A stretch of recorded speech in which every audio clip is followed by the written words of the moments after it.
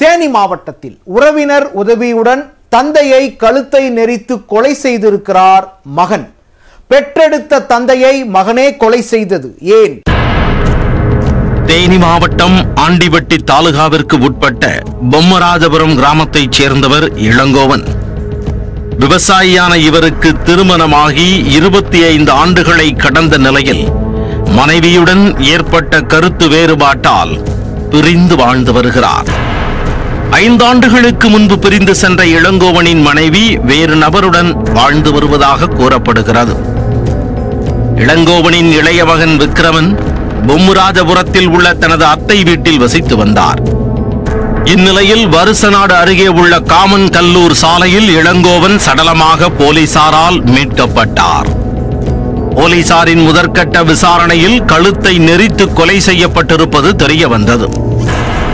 இது தொடர்பாக இளங்கோவனின் இளைய மகன் விக்ரமனிடம் மயிலாடும்பாறை போலீசார் நடத்திய விசாரணையில் திடுக்கிடும் தகவல்கள் தெரிய வந்தன. ஏலக்காய் விவசாயம் செய்து வந்த இளங்கோவன் வருமானத்தை யாருக்கும் கொடுக்காமல் மது போதைக்கு அடிமையாகி செலவழித்து வந்துள்ளார். மேலும் இளைய மகன் விக்ரமனை தனக்கு பிடிக்கவில்லை என்று இளங்கோவன் அவதூறாக பேசி வந்ததாகவும் கூறப்படுகிறது. அதனால் மனம் வெறுத்த விக்ரமன் தனது தந்தையை கொலை செய்ய முடிவு செய்துள்ளார். இதற்காக அவரது அத்தை மகன் தமிழ்ச்செல்வன் என்பவரை உதவிக்கு அழைத்துக் கொண்டு புதன்கிழமை இரவு தனது தந்தை இளங்கோவனுக்கு மது வாங்கி கொடுத்துள்ளார். மது போதையில் மயங்கிய இளங்கோவனை விக்ரமன் தனது துண்டால் கழுத்தை நெரித்து கொலை செய்துள்ளார்.